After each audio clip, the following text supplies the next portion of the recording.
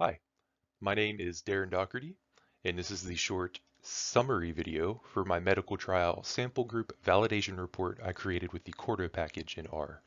I will have a longer, more detailed version linked in the video description, but since this is a quick summary, let's go.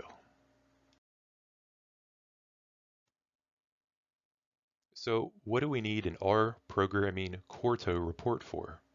Well, let's take a look at the use case. This is Doc, and Doc is a doctor. Specifically, Doc is a researcher who wants to conduct a drug trial. Doc works at a university who has provided him with 1,000 potential candidates for his trial. The university has also split this group into two subgroups to act as the control and experimental groups.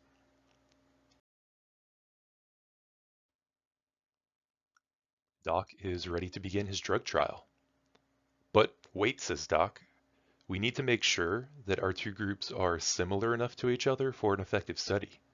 What if one group on average is older than the other group? What if one group exercises more frequently? Could other medical conditions affect the outcome? Doc wants to compare the control and experimental group for factors like these. If the groups are too different in one of these attributes, that could affect the validity of his study. And this is where our Quarto report comes in. The Quarto report allows anyone to conduct complex statistical analysis just by loading a CSV and clicking a few buttons. They don't need to know R programming to use R programming. Let's take a quick look at the format of the CSV we will be loading. We have 1,000 candidates with the following attributes. ID is an individual serialized ID for that candidate. Study group shows which subgroup they are a part of, one being control, two being experimental. There are 500 of each randomly assigned. We have the candidate's age and binomial birth gender. A few medical conditions the candidate may be diagnosed with. In this example, we use diabetes, arthritis, and melanoma. Candidate's physical activity level, net income, and average sugar consumption in daily grams. And here is our report. We have a basic description of the report's purpose, the R libraries required to run it, which will automatically load if installed on the viewer's machine, the analysis section, which is where all the R programming magic happens, and formatting instructions so that the viewer can make sure their CSV is formatted correctly, as we saw in the previous example. Let's do some analysis. All we need to do is load a CSV. It's loaded, and click Generate Summary. And we get a high-level summary statistic table of the dataset. And it's really that easy. I will explain this table in more detail in the longer video that I have linked below, but the main thing we want to look at is the differences between the control and experimental group, and that is shown in this difference percent column. As a rule, Doc wants to make sure that both groups have 5% or less difference in their respective measures, which would be 0.05 here. Most of our attributes are in that range, but a few are over.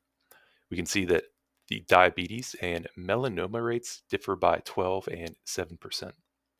Doc might still want to use this group, but wants to take a closer look. Each metric can generate an appropriate visual to help us examine.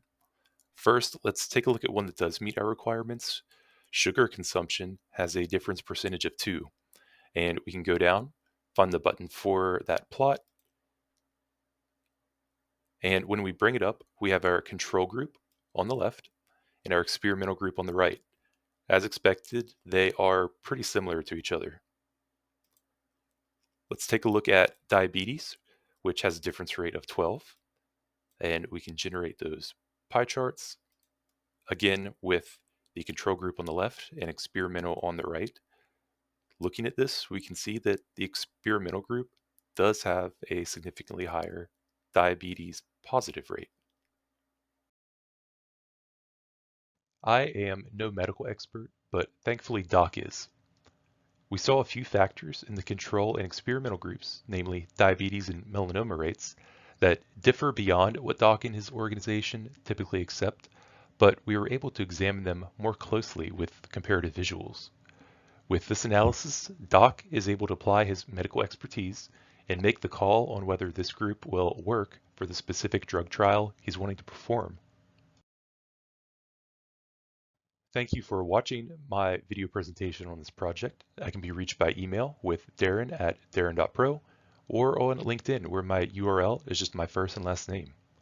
Thanks again for watching.